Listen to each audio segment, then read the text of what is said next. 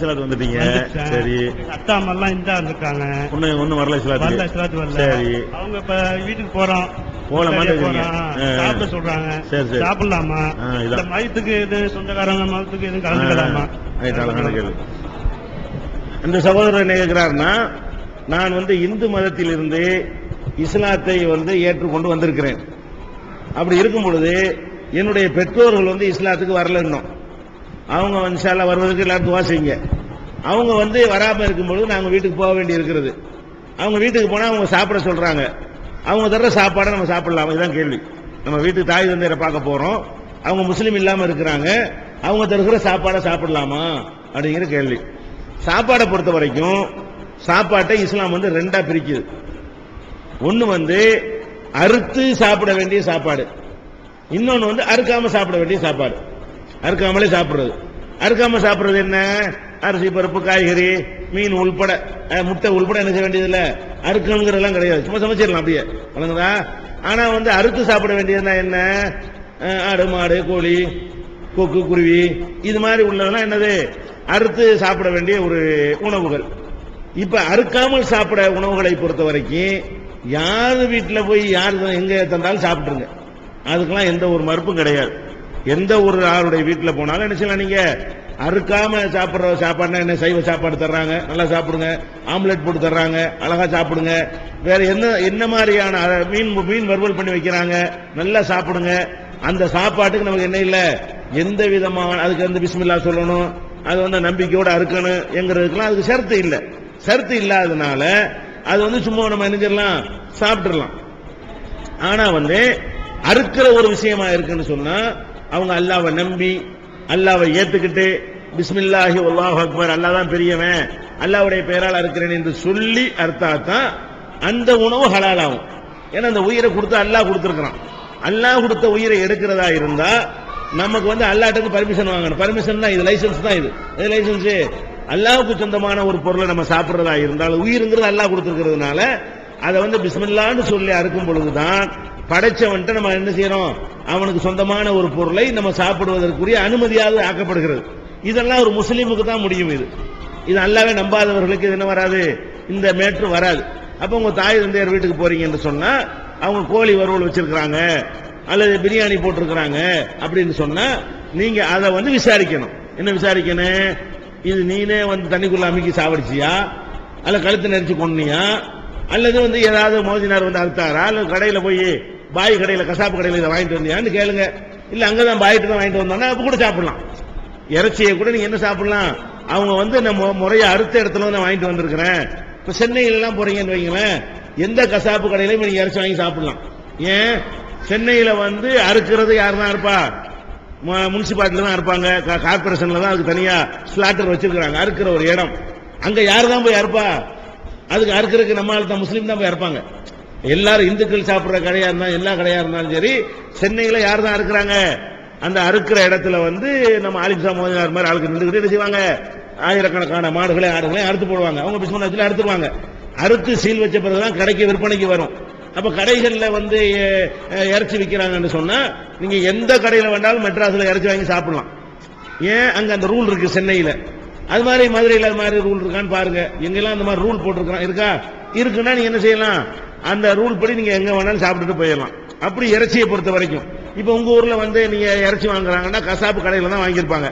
கசாப்பு கடை பெரும்பாலும் என்ன செஞ்சிருப்பாங்க, முறையை அறுத்து தான் அது செய்வாங்கன்னா நீங்க செஞ்சிடலாம். ஆனா கோழி, குருவின்னா கசாப்பு கடையில போய் செய்ய மாட்டாங்க, அவங்களே வாங்கி அறுத்துருவாங்க. உசுரோட வாங்கிட்டு போய் என்ன செய்வாங்க. அப்ப அவங்க அறுக்காம அது மாதிரி இருந்தா தவிர்த்துக் கொள்ளுங்கள். அந்த உணவு நமக்கு மார்க் அடிப்படையில் அதுதான் பார்க்கணுமே தவிர இது ஒரு விஷயம். அடுத்து என்னன்னு கேட்டா பூஜை படையல் செஞ்ச உணவு ஹராமாயிரும். அடுத்து நம்ம கவனிக்க வேண்டிய விஷயம் என்ன, ஒரு உணவை உணவுங்கிற அடிப்படையில் தந்தால் நம்ம வாங்கிடலாம். அந்த உணவுல என்னமோ எக்ஸ்ட்ரா பவர் வந்துருச்சு, அந்த மந்திரம் ஓதுனோன்னு அதுல என்னமோ இறங்கிருச்சு அப்படின்னு சொல்லி அதுக்கு ஒரு புனிதப்படுத்தி தருவார்களே, ஆனால் அதை நம்ம சாப்பிடக்கூடாது. அது முஸ்லீமுக்கு வந்தாலும் சாப்பிடக்கூடாது. சாதாரண பேரிச்சம்பழம் தான் நம்ம சாப்பிடலாம். இது பாத்தியாவுன பேரிச்சம்பழம் சாப்பிடக்கூடாது. ஏன் சாப்பிடக்கூடாது? அது பேரிச்சம்பழம்ங்கிற அந்தஸ்தை கடந்து அதுல என்னமோ எக்ஸ்ட்ரா பவர் வந்துருச்சுன்னு நினைக்கிறான். உண்மையில பவர்லாம் வரல. என்ன நினைக்கிறான், அதனால இந்த ஒரு பேரிச்சம்பழத்தை ஆளுக்கு ஒரு துண்டா பிச்சு பிச்சு சாப்பிடுவாங்க. ஒரு பேரிச்சம்பழத்தையே பெரிய கோடீஸ்வரனா இருந்தா கூட ஒன்னே ஒன்னு பேப்பர்ல மடிச்சுக்கிட்டு போய் வீட்டுல உள்ள எல்லா பிள்ளைகளும் பிரிச்சு பிரிச்சு கொடுப்பான். என்ன நினைக்கிறான், இது பேரிச்சம்பழம் இல்ல, இது வேற ஒண்ணு அப்படின்னு நினைக்கிறான். அப்ப இந்த மாதிரி பாத்தியா ஓதி மௌலுது ஓதி சாதாரணமா இருந்த சாப்பாடு நம்ம ஊர்ல சீர்நீந்து ஆகிறது. சீருணி, சீரான சிறந்த உணவு அது. மத்தெல்லாம் சாதாரண உணவு, இது சீருணிந்து ஆயிருது. சீர்னா என்ன, சிறப்பு, சிறப்பான உணவுங்கிற ஒரு அர்த்தம் தர்ற மாதிரி என்ன பண்ணிட்டான், ஸ்பெஷல் உணவுன்னு வச்சிருக்கான். அப்ப பள்ளியாசல்ல மௌலுது ஓதி சோறு போடுறாங்கன்னு வாங்கி சாப்பிடக்கூடாது. ஏன் சாப்பிடக்கூடாது, அது சோறு இல்ல, அது எக்ஸ்ட்ராவான ஒரு பவர் இருக்குன்னு நினைக்கிறான்.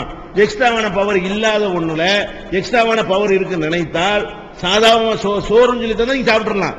அந்த சோறை எப்படி தர்றான், அது வேற ஒரு ஆளுக்கு பேரை சொன்ன உடனே, ரசூல் ஸல்லல்லாஹு அலைஹி வஸல்லம் பேரை சொன்ன உடனே, அப்துல் காதர் ஜிலானி பேரை சொன்ன உடனே, ஷாவுல் அமீதுங்கிற பேரை சொன்ன உடனே அந்த சோறு ஒரு புனிதமானது ஆகிவிடுகிறது. அப்படி நினைப்பானையானால் அதையே நம்ம சாப்பிடக்கூடாது. குர்ஆன்ல அல்லாஹ் தெளிவா இதை தடுக்கிறான். எப்படி தடுக்கிறான், ஹுர்ரிமத் அலைக்குமுல் மைத்தத்து வத்தமு வலஹ்முல் ஹின்ஸீரி வமா உஹில்ல லிகைரில்லாஹ். 4 விஷயம் உங்களுக்கு ஹராமாக்கப்பட்டிருக்கிறது. ஒன்னு தானா செத்தது, அறுக்காம சாவுதுல, தானாக செத்து போன ஆடு மாடு ஆடாவே இருக்கட்டுமே, அதுவா செத்து போச்சு திங்கலாமா? அறுத்து செத்தாதான் நீங்க திங்கலாம். அதுவா செத்து போனா நம்ம திங்க கூடாது. தானாக செத்து போன பிராணிகளை நீங்க திங்க கூடாது. ஒரு தமு ரத்தம், நீங்க ரத்தம் முக்கியமா நம்ம ஊர்ல சொல்ல வேண்டி இருக்குது, தொண்டியில சொல்லி ஆகணும். ஏன், நான்லாம் தின்று இருக்கிறேன் ரத்த பொரியல் விளங்காம கடைகள் என்ன செய்வாங்க, ரத்தத்தை அறுத்து நல்லா உரைய வச்சு அதை ஹராம்னு கூட அஜத்துமார் சொல்லி தரல. இந்த ரத்தம்ங்கிறது குர்ஆன்ல பன்றிக்கு முந்தி இதை சொல்றான், பன்றி கூட அப்புறம் தான் சொல்றான். பன்றி கூட 3வது அல்லாஹ் சொல்றான், 2வது என்ன சொல்றான், ரத்தம் ஹராம்னு அல்லாஹ் சொல்றான். ஆனா கடைகள்ல அந்த ஹராமான ரத்தத்தை விற்கிறாங்க, கசாப்பு கடைக்காரங்க, ஹராம் இது விற்கவும் கூடாது. அவங்க அது தட்டுல பிடிச்சி வச்சு உறைஞ்சு போச்சு விற்கிறாங்கல்ல, அந்த மூலத்துக்கு நல்லது அதுக்கு நல்லது ரத்த பொரியல்லாம் நடக்கிறது. அந்த ஹலாலான ஒரு கசாப்பு தொழில் இதை விற்கிறது மூலமா ஹராமானதாயிரும். இந்த ரத்தத்தை என்ன செய்யக்கூடாது, கோடி ரூபாய் வந்தாலும் அதை உணவுப் பொருள் கிடையாது, விற்க கூடாது. நம்மளும் வாங்கி என்ன செய்யக்கூடாது, நல்லா தான் இருக்கு, அறுத்த அல்வா மாதிரி ஆயிருமா, அதை வறுத்து சாப்பிட்டா நல்லா தான் இருக்கு. நாங்கெல்லாம் விளங்காத இந்த காலத்துல நாங்கெல்லாம் சின்ன பிள்ளைகள் நினைஞ்சிருக்கிறோம், வீட்டுல வாங்கிட்டு வருவாங்க சாப்பிடுவாங்க, நல்லா ருசியா இருக்கு. அந்த அளவுக்கு நம்ம நினைச்சு பார்க்கிறோம், எவ்வளவு அறியாமையில இந்த மக்களை வச்சிருக்கிறாங்க. அஜித்குமார் இது சொல்லல, இது ஒரு ஹராம்னு சொல்லி கொடுங்க, ஹராம்ல செய்வாங்களா, மக்கள் செய்வாங்களா, வாங்குவாங்களா? அப்ப ரத்தம் ஹராம், ரத்தத்தை சாப்பிடவே கூடாது. எந்த ரத்தம் ஹலாலு, அதாவது இந்த ரத்தம், அந்த கசீர ரத்தம் இருக்குல்ல, இறைச்சியில ஒட்டிக்கிட்டு இருக்கிற ரத்தம், அது இருக்காது. எவ்வளவு அறுத்தாலும் ரத்தம் இல்லாம இருக்குமா? அந்த ரத்தம் உங்களுக்கு ஓட்டப்படுற ரத்தம் ஹராம். அறுத்தவன பீரிட்டு வருதுல, அந்த ரத்தம் அல்லாஹ் தமன் மஸ்பூஹன் அல்லாஹ் சொல்றான். ஒரு இடத்துல ரத்தம் சொல்லிடுறான், இன்னொரு இடத்துல என்ன சொல்லி காட்டுறான், அவு தமன் மஸ்பூஹன், ஓட்டப்பட்ட ரத்தம். அறுத்தவன பீரிட்டு வந்த ரத்தத்தை சாப்பிடக்கூடாது. அதுக்கு பிறகும் ரத்தம் இருக்கத்தான் செய்யும். அறுத்து முடிச்ச பிறகும் ஒவ்வொரு இறைச்சியுடைய நரம்புகள்லையும் ஒவ்வொரு சதையுடைய அணுக்கள்லையும் ரத்தம் என்ன செய்யும், 2 அறுத்து கழுவுனா சேப்பா போகுதுல, அந்த சகப்பா போய் கழுவுன இறைச்சியை ஒன்னருக்கு அறுத்து கழுவுனா அதுவும் சேப்பா போகும் தண்ணி. அப்ப அதுல ரத்தம் இருக்கத்தான் செய்யுது. ஆஹா ரத்தம் இருக்குன்னு சக்கையா புளிஞ்சு அப்படி செய்யறது கிடையாது. அந்த ரத்தம்லாம் ஓகே. அந்த மாதிரி எல்லாம் இறைச்சியோட கலந்திருக்கக்கூடிய ரத்தமாக இருந்தால் அது நமக்கு ஹலால் ஆயிரும். ஓட்டப்பட்ட ரத்தம் இருக்குல்ல, அறுத்தோன ஓடி வந்துருதுல, அந்த ரத்தம் நமக்கு என்ன இல்ல, சாப்பிடவே கூடாது. 2ஆச்சா. 3வது வலஹமுல் ஹின்ஸீர், பன்றியுடைய இறைச்சி உங்களுக்கு ஹராம். 3வது அதை சொல்லி காட்டுறான் அல்லாஹ். 4வது அல்லாஹ் சொல்றான், வமா உஹில்ல லிகைரில்லாஹ், அல்லாஹ் அல்லாதவர்களுக்காக எது பூஜிக்கப்பட்டதோ எது படைக்கப்பட்டதோ அது ஹராம். அப்ப இது சாமிக்கு படைச்சது ஒரு வாழைப்பழத்தை தர்றாங்களா, சாப்பிடக்கூடாது. இது அவுலியாவுக்கு பாத்தியா வரும்னு சர்க்கரை இந்த வச்சுக்கன்னா வாங்கி தின்ட்டு போங்க. வாழைப்பழத்தை வாழைப்பழம் சொல்லித்தா திம்பேன், இறைச்சின்னு தான் திம்பேன்.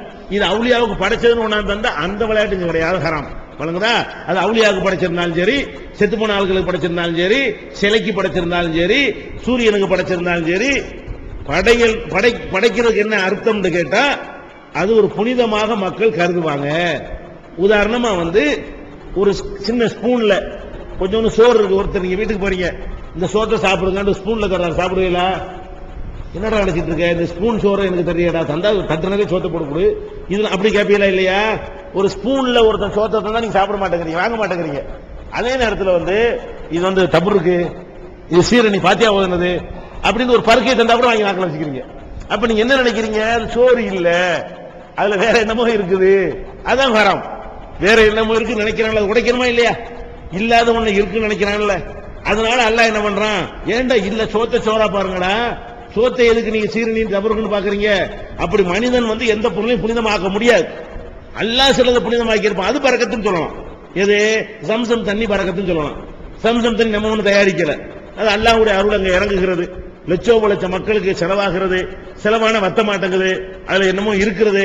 இன்னும் சொல்ல போனா சோதனைக்காக வேண்டி 1990ல ஒரு 10 லிட்டர் கேன்ல நான் வந்து தண்ணி அனுப்பி விட சொன்னேன் சவுதியில சகோதரர்கள்ட்ட. 10 லிட்டர் கேன்ல அந்த தண்ணி அனுப்பி வச்சாங்க. எதுக்குன்னு கேட்டா, ஒரு கெட்டு போகாம இருக்குதான்னு பார்க்கணும். இத தண்ணியை கலந்துட்டா கெட்டு போயிடும். வேற தண்ணி கலக்காம வந்து நம்ம நாட்டில் பண்ணுவாங்க. கொஞ்சம் தண்ணியை கொண்டு வந்து குடத்துல போட்டு கலந்து அதை கொடுப்பாங்க எல்லாருக்கும். என்ன கொஞ்சம் தானே கொண்டு வர இயலும்.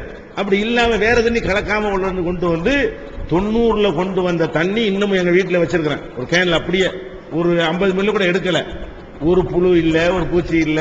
இன்னைக்கு மினரல் வாட்டர் எல்லாம் போடுறாங்களே, அதுல எல்லாம் என்ன பண்றான், பூச்சி மருந்தை கலக்கணும். எதுக்கு? அப்பதான் கொஞ்ச நாளைக்கு கெட்டு போகாம இருக்கும். பூச்சி மருந்தை உள்ள கலந்துட்டா, கொக்கோ கோலாவுல கலக்கிறான்ல, பூச்சி மருந்து அதிகமா கலக்கிறான் நம்ம நாட்டில். எதுக்காக வேண்டி? ஒரு மாசத்து வரைக்கும் விற்கிறதா இருந்தால் பூச்சி உண்டாகி போயிடும்.